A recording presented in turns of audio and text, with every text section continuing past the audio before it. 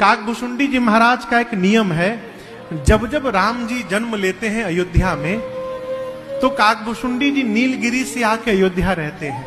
5 साल अयोध्या में रह के और रघुनाथ जी की बाल लीलाओं का दर्शन करते हैं। एक बार भगवान बाल लीला कर रहे थे, खेल रहे थे, काकभूषुंडी जी दूर बैठे थे। राम जी मालपुआ खा रहे थे तो सामने काकभूषुंडी जी बैठे थे। भगवान तो जानते हैं कि काकभूषुंडी है। राम जी ने मालपुआ दिखाया, खाओ। अब भगवान जिसको अपना प्रसाद दे कौन अभागा नहीं खाने जाएगा हो। काकभूषुंडी जी दौड़ के खाने गए, तब तक भगवान रो दे। भगवान रो दिए तो भाग लिए फिर काकभूषुंडी जी दूर गए तो भगवान पुआ दिखाने लगे, आओ आओ खा लो खा लो। जैसे काकभूषुंडी जी खाने जाए भगवान रो दे तो काकभूषुंडी जी भाग जाए। ऐसा चला 5-6 बार। अब देखिए भगवान की माया का प्रभाव।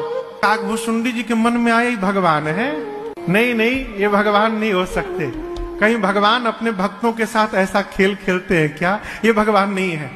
पकड़ा माया ने काकभूषुंडी जी के मन को। रघुनाथ जी वहीं बैठे बैठे अपना हाथ फैलाए उनको पकड़ने के लिए, और काकभूषुंडी जी भागना प्रारंभ किए। 7 बरन भेद कर 3 लोक 14 भुवन काकभूषुंडी जी भागते रहे। भगवान का हाथ उनके पीछे दौड़ता रहा। और दर्शन करिए, काकभूषुंडी जी के शरीर में और भगवान के हाथ में केवल 2 उंगली का अंतर था मात्र, इतनी दूरी। राम जी वहीं बैठे, उनका हाथ उनको दौड़ाता रहा। काकभूषुंडी जी देखे, मति चकरा गई उनकी, लौट के अयोध्या लौटे। भगवान राम ने अपना मुख खोला और काकभूषुंडी जी भगवान के मुख से भीतर चले गए। भीतर गए, अनेकानेक ब्रह्मांड दिखाई देने लगे, करोड़ों ब्रह्मांड।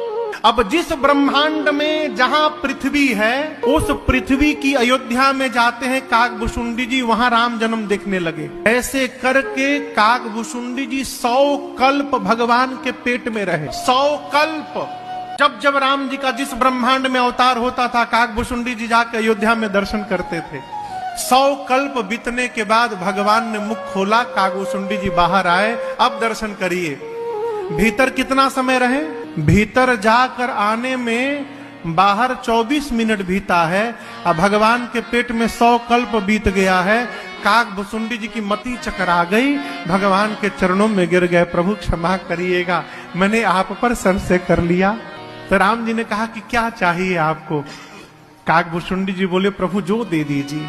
भगवान बोले, ज्ञानी हो जाइए, विज्ञानी हो जाइए, समस्त कलाओं के धाम हो जाइए, समस्त गुणों के धाम हो जाइए। भगवान इतना बोल के चुप हो गए।